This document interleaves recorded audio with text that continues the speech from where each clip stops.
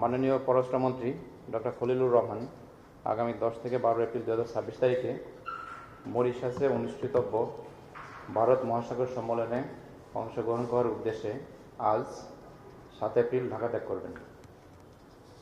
পথে তিনি নয়াদিল্লিতে যাত্রাবিরতি করবেন। সেখানে ভারতের পররাষ্ট্রমন্ত্রী, জাতীয় নিরাপত্তা উপদেষ্টা ও পেট্রোলিয়াম মন্ত্রীর সঙ্গে তার সৌজন্য বৈঠকে অংশগ্রহণ করার কথা রয়েছে।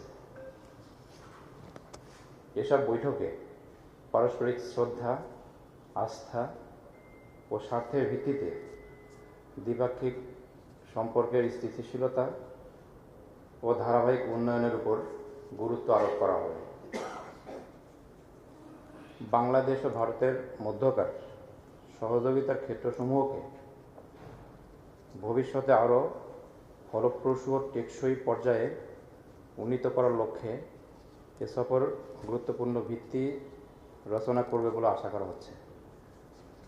উল্লেখ্য, মাননীয় প্রধানমন্ত্রীর পররাষ্ট্র বিষয়ক উপদেষ্টা জনাব হুমায়ুন কবিরও মাননীয় পররাষ্ট্রমন্ত্রীর সাথে